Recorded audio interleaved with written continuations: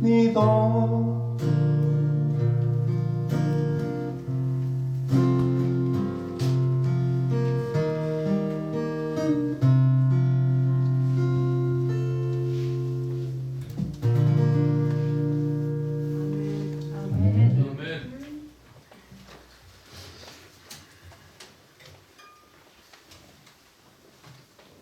지금 녹화가 제대로 되고 있나요? 글쎄 불빛이 확인이 안 돼서.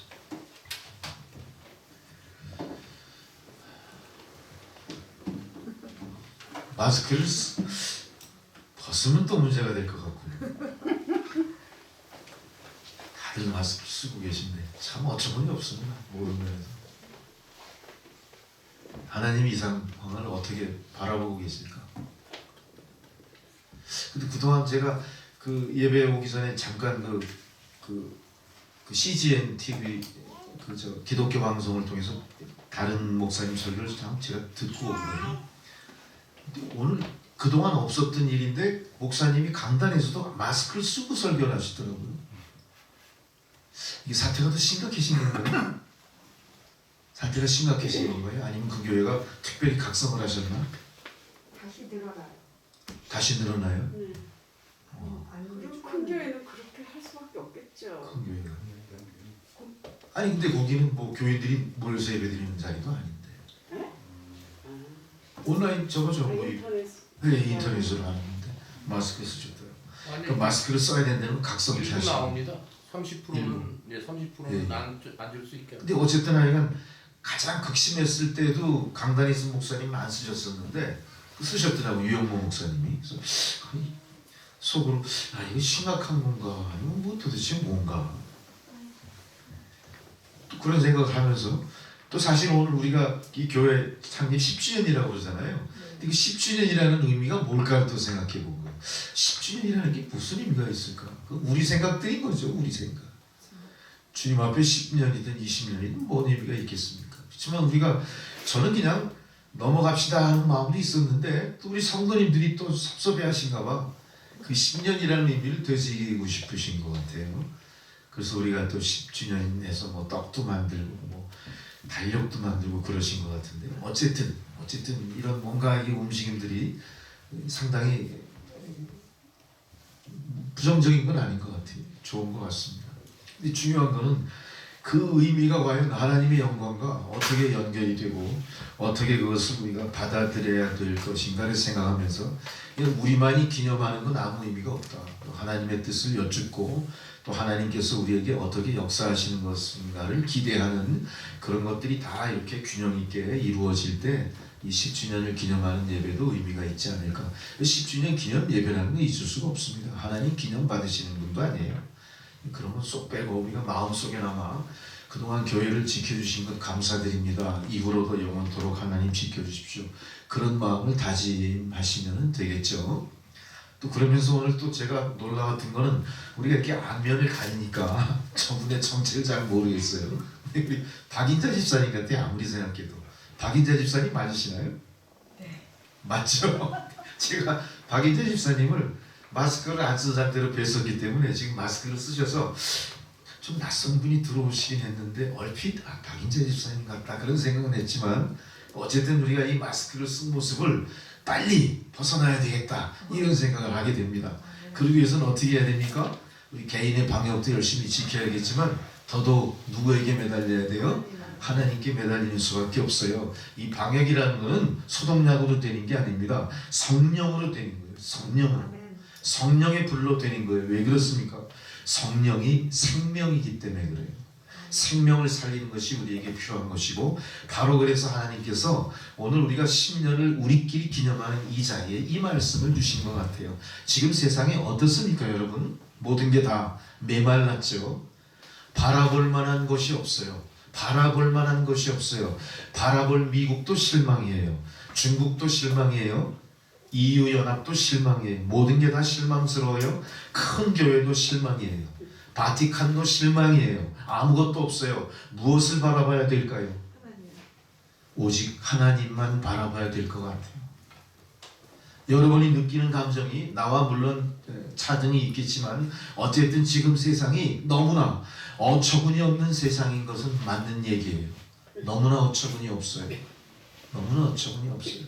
우리가 바라보는 빅브라더, 세상을 지금 앞장서 리드하는 나라가 어디입니까? 미국인데 미국의 대선이 우리에게 보여주는 건 뭐죠? 절망이에요.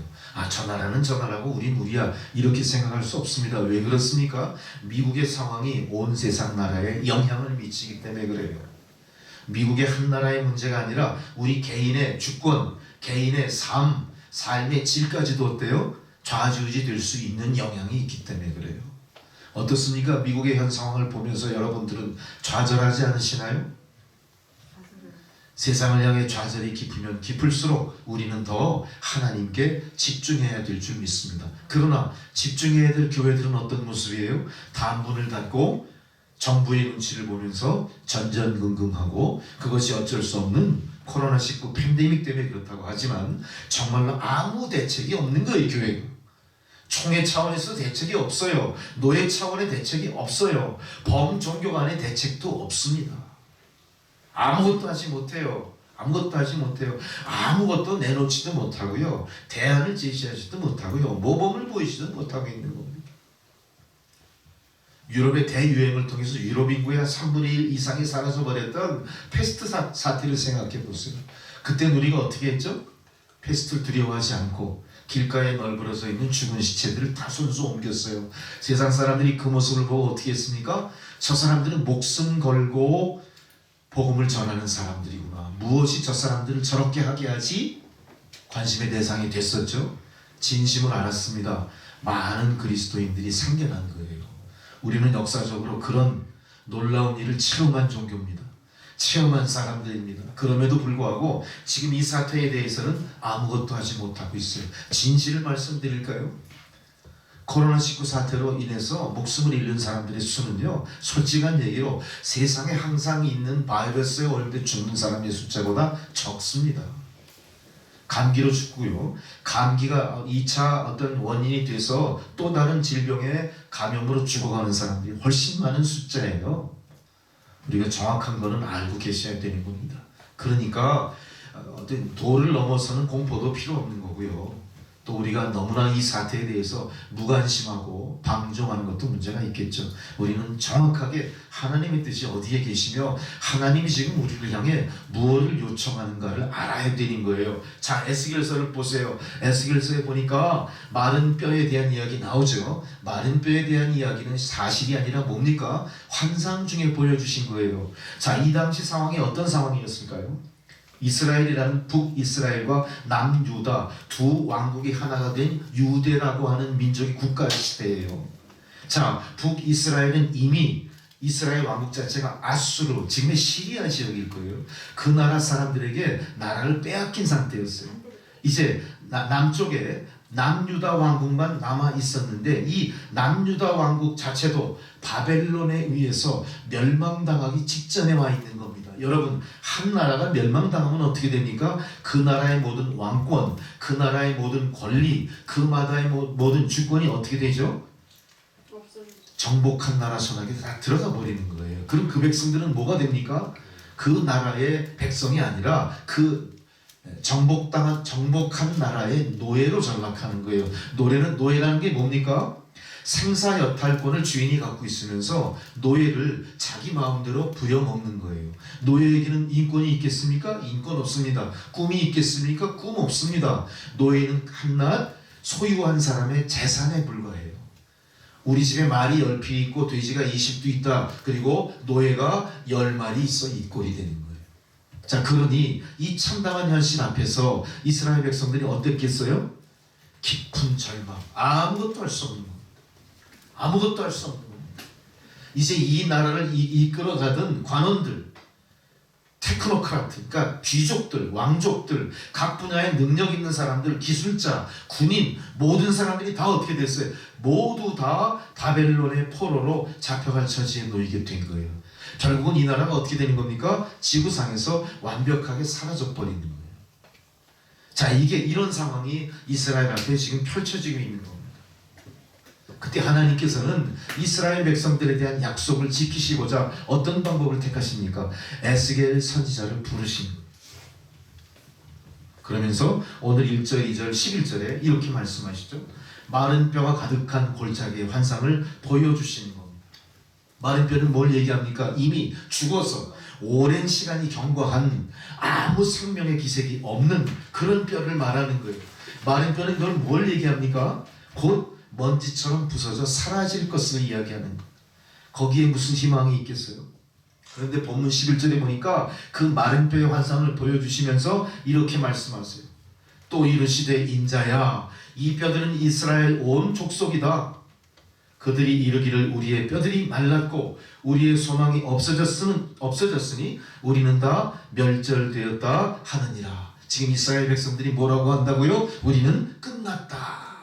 우리 세상은 끝났다. 우리는 아무 소망이 없다. 여러분 생각해 보세요. 내가 우리 자식들을 눈앞에 두고 그 자식들에게 얘들아 우리는 끝났어. 이민족은 끝났어. 우리 가문도 끝났어. 우리 망했어. 여러분 그 심정 이해하시겠어요?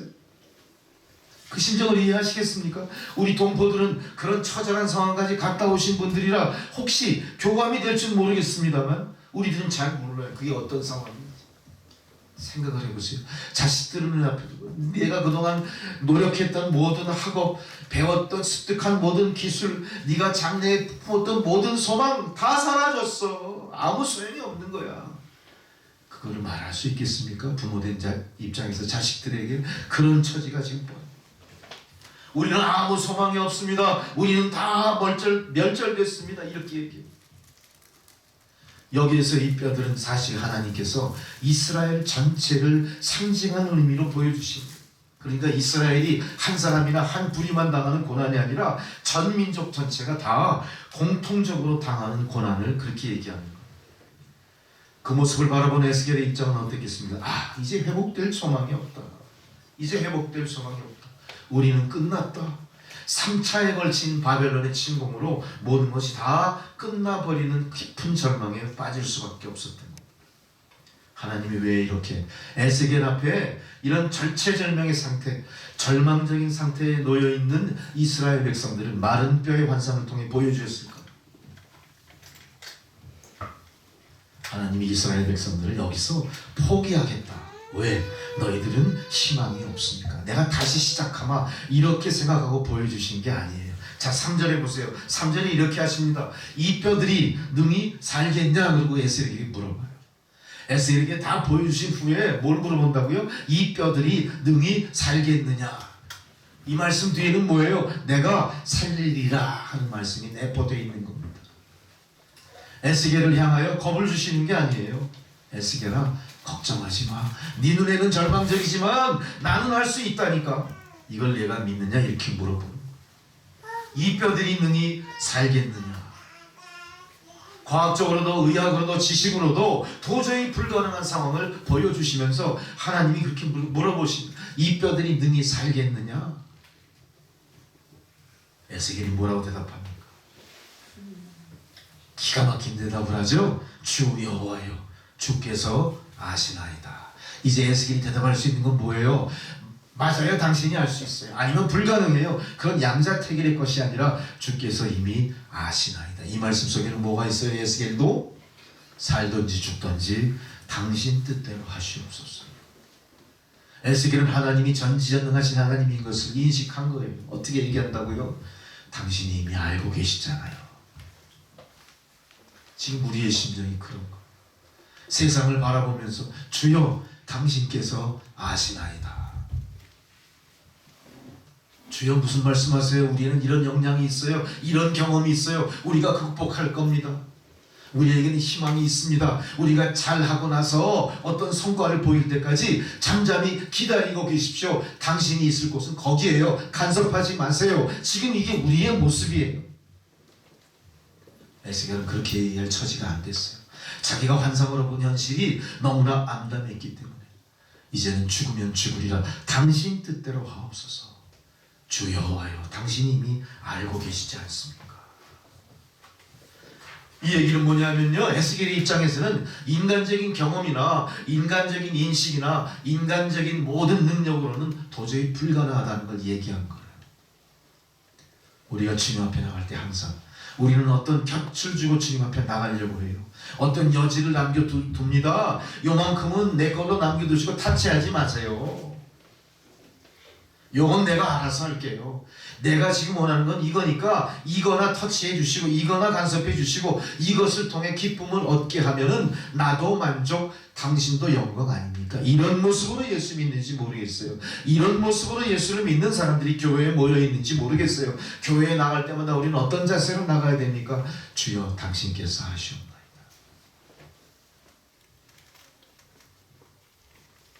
내가 감당하지 못할 것만 갖고 나가는 게 아닙니다. 내가 할 수 있는 범주 안에서 하나님을 만나는 게 아니라 모든 걸 전적으로 의탁하는 믿음이 필요한 것이고, 그런 걸 의탁하는 믿음의 모범을 지금 에스겔이 보여줍니다. 하나님이 에스겔을 통해 어떤 대답을 듣기 원하셔서 물어보셨을까요? 에스겔이 현재 상황을 얼마나 깊이 인식하고 있는가에 대해서 하나님은 궁금하셨을지도 몰라요. 에스겔은 정말로 양심적으로 대답한 겁니다. 주여 당신께서 하시나이다.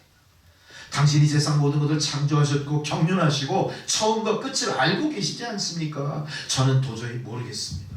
저는 도저히 가망이 없습니다. 그저 주님 앞에 서 있는 것만 감사할 뿐이에요.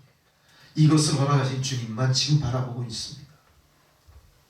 에스겔의 이 믿음은 바로 하나님의 마음으로 움직였을지도 몰라요. 오늘 에스겔서 3장 22절에 하나님께서 예루살렘의 멸망과 또한 그 백성들의 심판을 계시하기 위해서 에스겔을 불러내신 그 들판, 그것과 지금 이 골짜기가 동등한 것입니다. 하나님은 이렇게 골짜기 안에서 이루어지는 이 일을 통해서 앞으로 있을 모든 역사의 흐름을 미리 우리에게 보여주고 계신 거예요. 그래서 하나님 말씀하십니다. 이 백성이 살아날 수 있는 길은 하나님 손이 아니고는 불가능한 일이에요. 아니면 하나님의 심판이 아니고는 회복이 안 되는 일이에요. 그러나 하나님의 심판이 지금 섣불리 지금 이 시점에서 우리에게 임하지 않았습니다. 하나님은 어떻게 하십니까? 이 백성들에게 두 번째로 4절 8절에 이렇게 말씀하세요. 마른 뼈들에게 하나님을 말씀을 대언하라.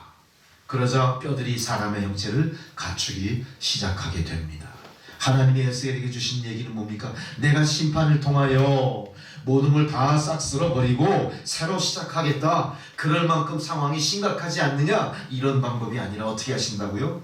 내 얘기를 대언해서 저들에게 생기를 불어넣어줘요. 역시 하나님의 창조의 방법대로 그들에게 내 말을 대언하라 그랬어요.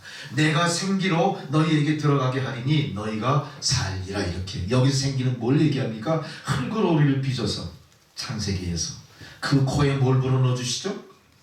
하나님의 숨을 루아흐 그래요. 성령을 불어넣어 주신 거예요. 그게 생기예요. 다시 한번 하나님은 이 생기를 통해 이 마른 뼈들을 살리는 놀라운 역사를 우리에게 보여주시고자 하는 겁니다. 자, 이 모든 것들은 인간의 창조와 유사한 순서로 이루어지는 것을 우리가 알 수 있는데, 이스라엘의 회복이 뼈와 힘줄과 살과 가죽을 입히는 것처럼 점차적으로 회복이 되고 마른 뼈들이 다시 일어나 생명체로 재건되는 역사를 우리에게 보여주는 겁니다. 7절 8절에 에스겔이 하나님의 명령에 순종합니다. 어떻게 합니까? 그 마른 뼈들을 향하여 하나님의 말씀을 대언했어요. 대언했다는 게 뭡니까? 스피커 역할을 한 겁니다. 말한 겁니다. 에스겔이 말한 건 뭐예요? 자기의 의지와 자기 생각이 아니라 하나님이 말씀하라 하신 그 말씀을 준 거예요. 그랬더니 무슨 일이 일어나요? 마른 뼈들이 서로 합쳐져요. 골격이 이루어져요. 힘줄이 생기고 살이 오르고 가죽이 덮여 완전한 사람의 모습으로 바뀌게 됩니다. 생명 없는 마른 뼈들이 생명이 있는 곳으로 변화되기 시작한 거예요. 9절 10절의 이 모든 상황을 보니까 이제 그렇게 생기로 대언했을 때 사람의 형체를 갖춘 뼈들이 결국 큰 군대가 되었다 그래요. 자, 군대가 되었다는 건 뭘 얘기합니까? 이제는 바벨론과 맞서 싸워 이길 만큼 준비된 상태를 이야기하는 거예요. 하나님의 고치시고 회복하시는 능력은요, 대강대강 이루어지는 것이 아닙니다. 이 백성을 한번 정하여 자기 백성으로 삼았다면은 그 백성을 통해 이루고자 하시는 하나님의 일은 완벽하게 이루어지는 거예요. 어느 것 하나 부족함이 없습니다. 어느 것 하나 미온적인 게 없습니다. 어느 것 하나 의심적인 게 없습니다. 완벽하게 이루어지는 거예요. 마치 이것은 창세기 2장 7절에 여호와 하나님이 흙으로 사람을 지으시고 생기를 그 코에 불어넣으시니 사람이 생명이 되신지라 했던 그 창조와 동일한 모습으로 이제 마른 뼈에 가득 찬 골짜기에 큰 근대를 잃은 이스라엘이 회복이 됩니다. 본문 5절에 내가 생기로 너희에게 들어가리니 너희가 살리라 말씀하신 것이 지금 에스겔 눈앞에 펼쳐지게 되는 겁니다. 여기서 중요한 건 뭡니까? 바로 하나님이 대언하라 명령한 것에 대해서 에스겔이 아무 의심 없이 추호의 의심도 없이 그거를 대언했다는 이야기. 여러분, 하나님께서 우리에게 원하시는 것이 무엇이든지 그것이 나의 감동이 된다면 우린 그걸 해야 되는 거예요. 해야 역사가 일어나는 거예요. 해야 회복이 시작되는 거예요. 해야 하나님이 내 편이 되주시기 시작하는 거예요. 그냥 듣고 아무것도 의미 없이 그냥 가만히 두 손 들이고 있으면 아무 일도 일어나지 않아요. 대언하라 명령하신 걸 대언하셔야 됩니다. 전하라 명령하실 때 전하셔야 되는 겁니다. 그것이 우리가 할 바고 그것이 지금 마른 뼈가 가득한 세상을 향하여 우리가 지금 할 수 있는 유일한 방법일지도 몰라요. 그러나 우리는 온갖 대언하는 일에 굉장히 많이 미숙해져 있습니다. 우리가 대언하는 일에 미숙해져 있는 동안 우리의 믿음도 미성숙의 자리를 벗어나지 못했어요. 왜 전하지 않습니까? 왜 듣는 거에만 익숙해지십니까? 들었다면, 그것이 감동이 됐다면 우리는 그걸 실천으로 옮겨야 돼요. 마른 뼈들을 향해 일어나라 명령하셔야 됩니다. 나태한 자들에게 일어나라 명령하셔야 됩니다. 두 손들이 뜨르고 절망한 자들에게 소망을 가지라고 격려하셔야 되는 거예요. 우리가 할 일입니다. 우리가 할 일입니다. 불의한 자를 본다면 정의가 무엇인지를 알려줘야 되는 거예요. 자식 앞에 그렇게 하십시오. 세상 앞에 그렇게 하십시오. 교회 앞에 그렇게 하십시오. 정부 앞에 그렇게 하십시오. 우리가 할 수 있는 일이 바로 생기를 불어넣는 일이고 그것이 바로 이 시점에 우리에게 주어진 사명일지도 모릅니다. 자, 드디어 많은 뼈들이 일어나 다시 회복되는 구체적인 의미, 그것은 바로 하나님이 계획하신 이 이스라엘의 국가적인 회복을 이야기하는 거예요. 이제 마른 뼈들이 다시 이어져 군대를 이루게 됐음으로 인해서 이제는 국가의 회복이 하나님의 뜻임을 우리가 알게 된 겁니다. 국가만 회복된 게 아닙니다. 정치적으로도 재건됩니다. 어떤 정치적인 재건이 있을까요? 여호와 말씀을 건국 이념으로 삼는 이스라엘 나라가 회복되는 거예요.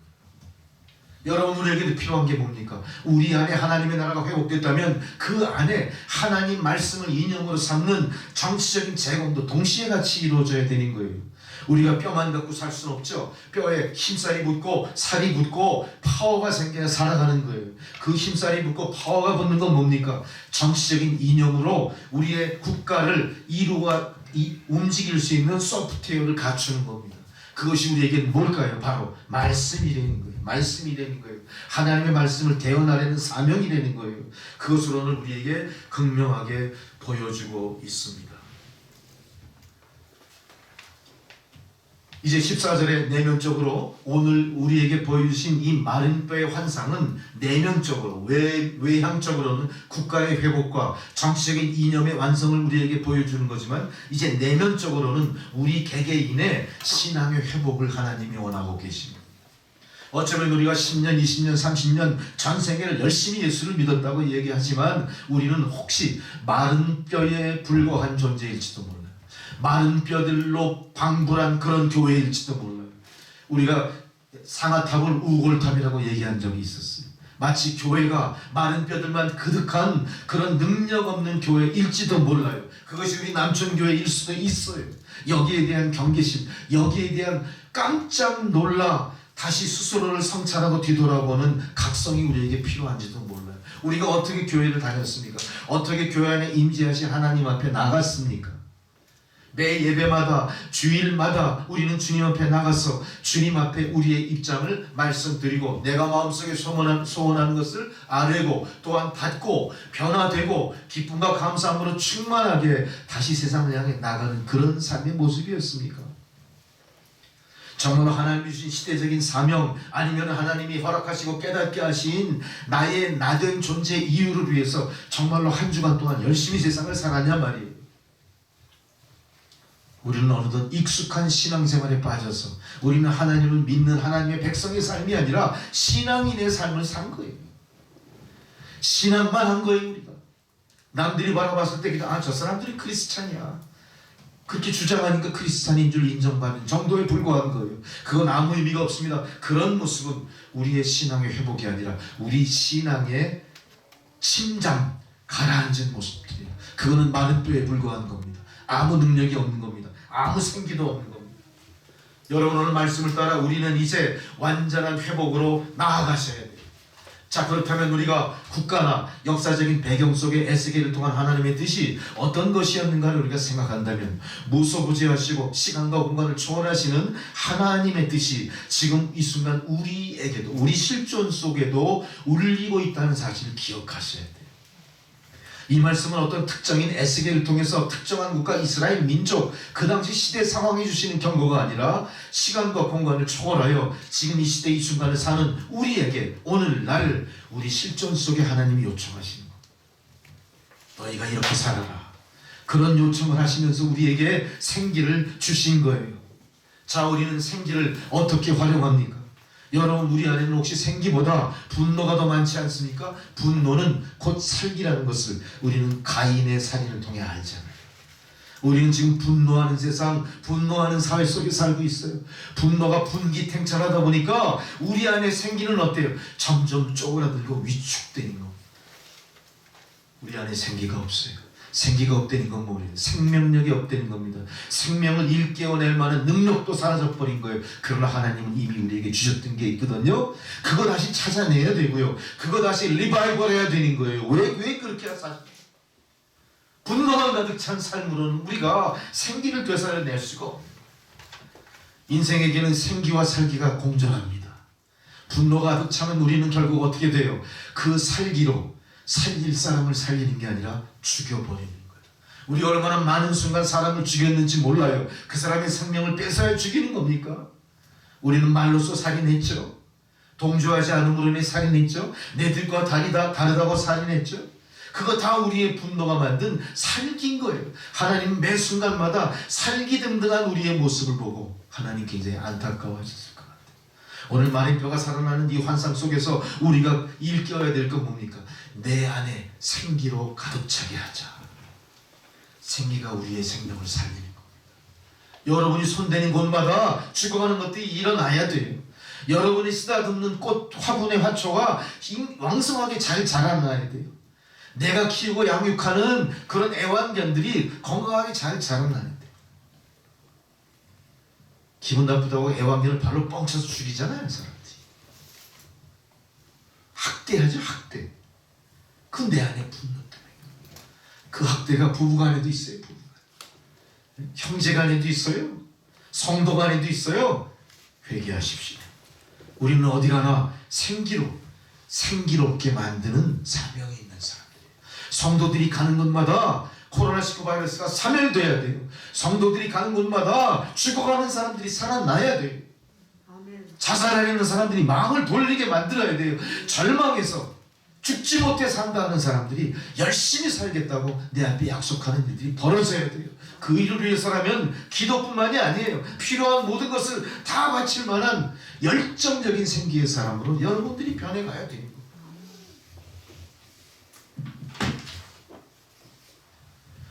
하나님께서는 이렇게 생기로 살려고 하는 사람들에게 하나님은 놀라운 일을 행하십니다. 이거는 성경에 나와 있는 우화 같은 그런 이야기들이 아니에요. 사실을 이야기하는 겁니다. 우리는 나오미와 룻의 관계